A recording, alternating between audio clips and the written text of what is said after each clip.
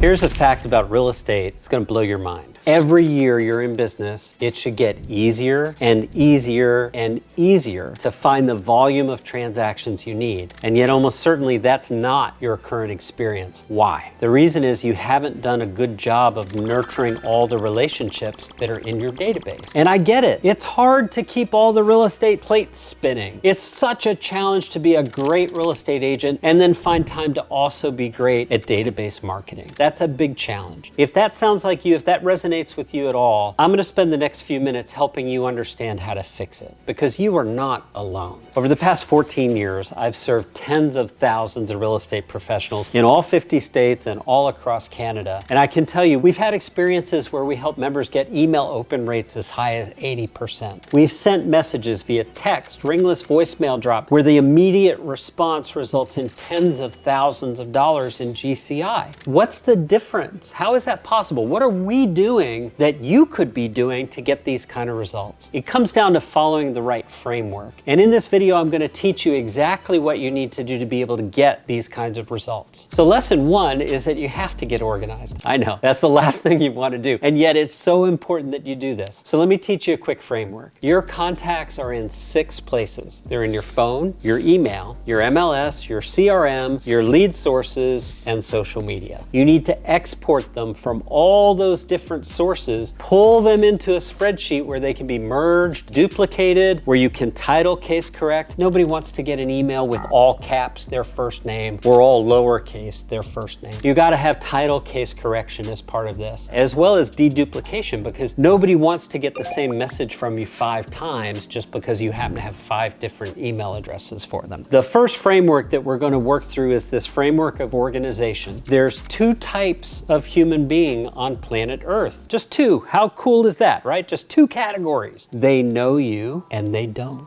How simple is that? All your past clients in Sphere, they all know you. There's a relationship there. They're the people in your database that would say hi if they saw you at the grocery store. And those people are immensely valuable. In fact, in all our testing, nurturing 37 million contacts, we consistently find about 12 transactions per year for every 100 people in your database that actually know who you are. So think about that. Isn't it worth taking the time to export these people from all these different sources? If you could find 12 transactions for every 100 people, of course it is. What if, like most people, go, hey, 12 transactions would be great, but you know what would be better? 112 transactions. The reality is your business will grow to the extent that you're adding people to your database and you're building relationships with those people in the right way. The second part of our framework after organization is understanding the context of those relationships and knowing the sort of content that needs to go to these 2 very distinct different groups of people. If I'm your past client, if I'm in your sphere of influence, if I would recognize you and say hi at the grocery store, it's a huge mistake to only send me real estate content. I need more than that. I need to know that you care more about the relationship we share than you do about the commission potential that I represent. Big mistake to just send people who know you a real estate newsletter. That is not enough, and it's disrespectful of the relationship you have. Think about how many clients you've served where it's like winning a war. You went to battle with them. You solved 97,000 problems on the way from contract to closing. And now you just send them the same templated newsletter that everybody else is getting? They're probably getting exactly the same thing from one of your competitors. That is just not enough. You must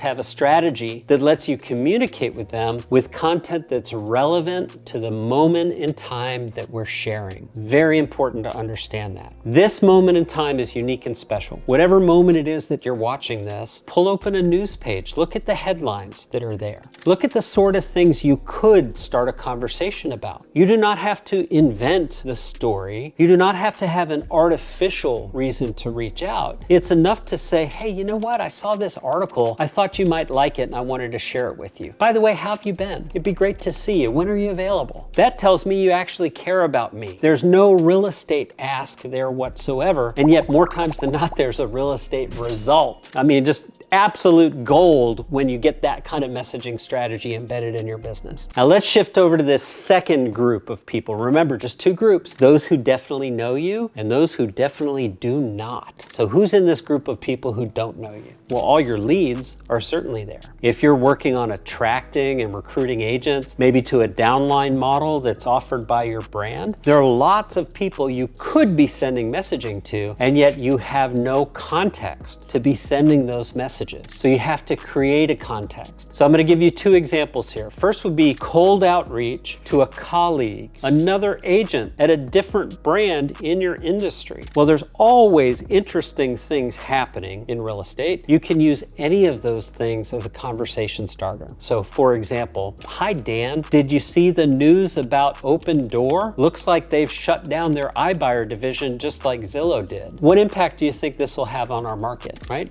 Interesting. That's a topical thing that's relevant to this person. It doesn't feel like a recruitment message because you're not asking them to join a brand. You're inviting them into a conversation where you have an opportunity to build a relationship that could lead to a recruitment opportunity. Remember, the first step in the sales process is to build rapport. And so many of you, when you're busy attracting and recruiting, you forget that. You're like walking around with a ring and you're getting down on one knee every time you even smell that someone has a real estate license. Oh, shouldn't you be with my brand? Not the right way to do it, folks. So now let's look at the second category of people within this group of people who do not know who you are. These are your leads. So whatever your lead sources are, you have to understand their intent. Very important to wrap your brain around this concept of intent. Let me give you an example. Let's say I wake up in the morning like millions of people do. I roll over, I grab my phone, I open Instagram, scroll, scroll. I'm not searching for a house. I'm not. And yet I might see a house while I'm there, and now all of a sudden I'm in your funnel. You think I'm a real estate lead, but I'm not. Many social media leads have the lowest intent of all leads that we've captured, of all leads that we've helped our members nurture. And nobody opened Instagram to search for a house, right? Where are those people going? Well, the data says most people start their real estate home search on Zillow today. You don't have to like it. You just have to know that that's true. So whether it's Zillow, it's Realtor.com, it's Homes.com, whether it's a long tail search on Google, find me a 3-bedroom, 2-bath home for sale under $500,000 with a pool in Pinellas County, Florida. That's a long tail keyword search, and that indicates much higher intent than that person who's just scrolling on Instagram. Does that make sense? If I take the time to type into the internet something that specific, I'm much more likely to be near term in wanting to work with a real estate agent to acquire a property than I am if I'm just simply scrolling through social media. So you need to map out what are all the sources of leads that you're using? What is the intent of those leads? And then you need to ask yourself, what's the appropriate response to those leads? So time of day and source of lead are how I'm going to encourage you to think about this. We can't treat a 10 a.m. web registration the same way we treat a 3 a.m. web registration. I know what you're thinking, 3 a.m. web registration, yeah, that person's probably not a legit lead. Tell you what, if someone's up at 3 in the morning, they're up with a purpose, right? If they're searching what's my home's value at 3 in the morning, they might be in a financial pinch. They might be right ready to sell that home. So you need to have an automated response sequence for the time of day that a lead is captured that takes into account the likely intent of that lead. And I have so many examples of this that I'd like to provide you. I'm going to put a resource down below. It's linked in the description of this video. You can just follow that to go ahead and get the resource. All right, so let's review the framework. First thing that we talked about is your need to get organized. You just have to do it. I'm sorry, it's just required. So do it or find someone who can help you do it. Second, you've got to understand the two types of relationships with the people in your database. They either know you or they don't. It's just that simple. And now let's get super tactical here. Let's imagine that it's time to send messaging to these two groups of people. Let's talk about things that actually work. We're going to use email here as a first example. Let's imagine that it's time to send a message to your past clients in Sphere. You're going to want to use a subject line that's very likely to get an open. And in all of our testing, there's one subject line that outperforms every other, and it's quick question with a question mark. Believe it or not, the question mark is the thing that most influences your ability to get an email open. And we've tested everything. We've used emojis, we've used long, short, we've tested it all. What works best is using a question mark. So if you get in the habit of asking a short question in your subject line, you're going to see your open rates rise. Many clients come to mind here because I see it firsthand. When we roll out for a new member and the first email they send has a 78% open rate, they're like, what did you do? What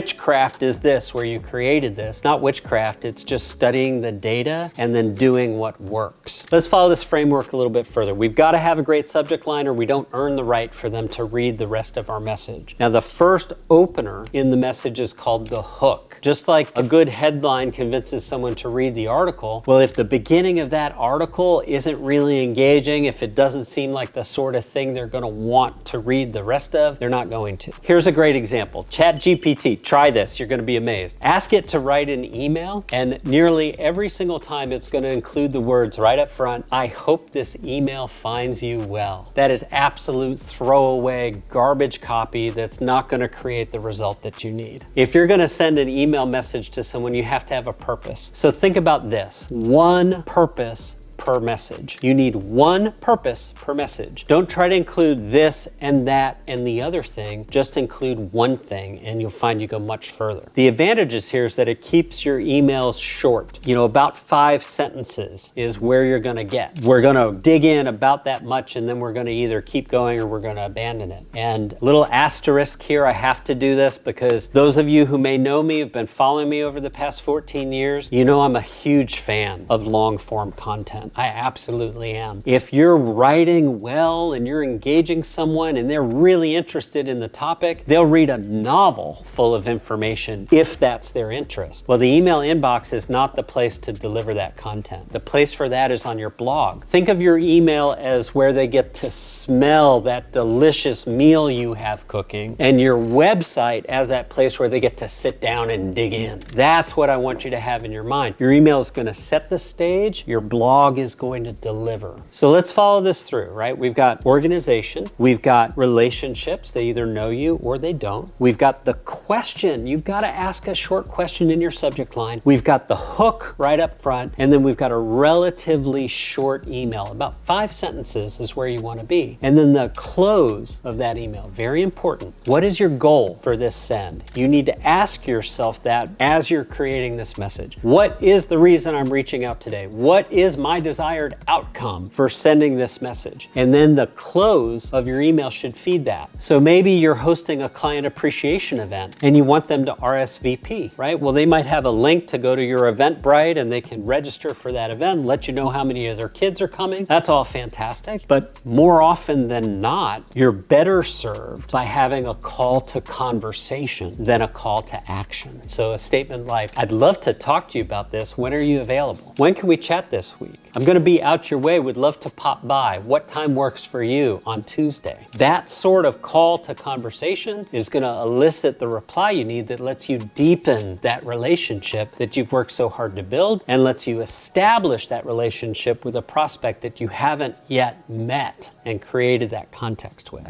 Now I get it, there's a lot here, and if you want to press the easy button, I don't blame you. So here's what you do. I've put 2 resources available for you in the description. I've got email templates. You can just copy and paste and send. That's simple. And every one of those templates is a proven winner that our members have had meaningful results with. I've also prepared a second document that's just text messages. I have a client who sent this one text. It's 3 sentences and it resulted in 3 commission checks. That's 1 per sentence. I mean, come on. You can't afford not to send that text message. Just follow the resources in the description below and I'll see you in the next video.